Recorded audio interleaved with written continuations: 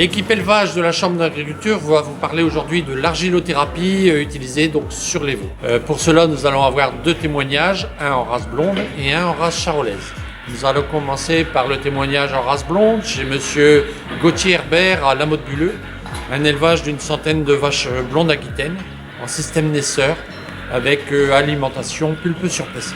Monsieur Herbert, merci de nous accueillir. Vous utilisez cette argile depuis combien de temps? L'argile bentonite depuis 5 ans. On avait pas mal de diarrhée sur les veaux et il y a 5 ans, mon manarpo, j'ai une amie qui travaille chez Unebio qui m'a dit d'essayer l'argile bentonite. J'ai forcé de constater que depuis cette date, on a moins de diarrhée dans les veaux. On le met à libre service dès la naissance, sachant qu'au début, ils en mangent très peu, voire ils gaspillent. Et plus ils grandissent, plus ils en consomment. C'est quelque chose qui coûte pas très cher, qui est pas très onéreux. Un petit 10 € le sac de 25 kg. Pour l'année, autour de combien de sacs pour une centaine de veaux? 100 kg. 100 kg. Donc l'état de santé des veaux est plutôt amélioré, Ouais. On va dire. Vous aviez un peu une anecdote à raconter par rapport à votre distributeur? Ah oui, la première année où j'en ai acheté, il a fallu attendre qu'il soit livré pour l'avoir. Et maintenant, il en vend plusieurs palettes par an. On vous remercie, monsieur Herbert. À très bientôt.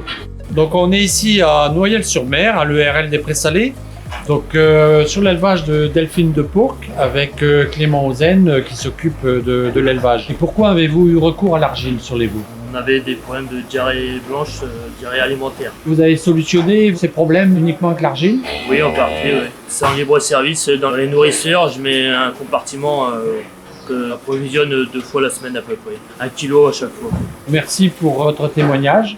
Au final, moi aussi, j'ai appris des choses en me penchant sur ce sujet. J'ai appris que l'argile, en fait, n'était pas de la terre. L'argile est le résultat de la dégradation de la roche. Bien sûr, c'est des milliards d'années. Dégradation qui se fait en milliards de particules très fines, d'une structure très complexe, organisée en forme de feuillet. Et selon cette organisation, on aura donc 3 types d'argile. L'argile de type bentonique, l'argile de type montmorillonite et l'argile kaolinique. Et chacun de ces argiles aura des pouvoirs plus ou moins différents. Parmi ces différents pouvoirs de l'argile, on a le pouvoir absorbant. L'argile va se comporter comme une éponge.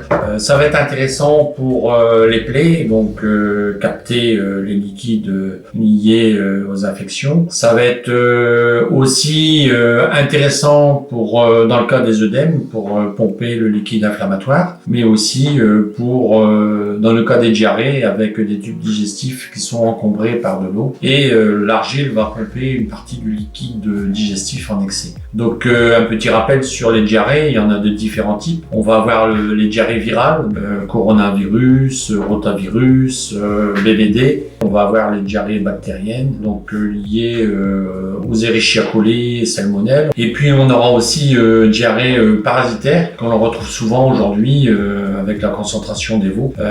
Problème de coccidiose, de cryptosporidiose. Donc l'argile là aussi sera intéressant pour prévenir ces problèmes.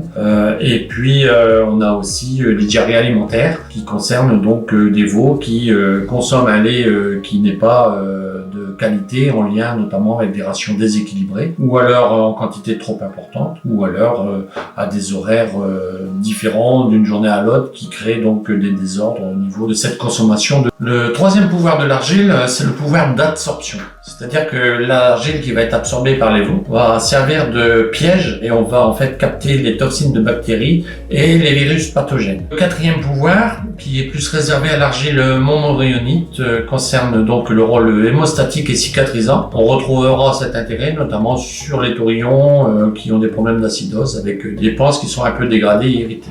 Toutes ces informations viennent en fait d'une fiche qui a été réalisée par l'Institut de l'élevage et que vous retrouverez sur leur site. L'équipe élevage de la Chambre d'agriculture de la Somme vous remercie de votre attention. À très bientôt.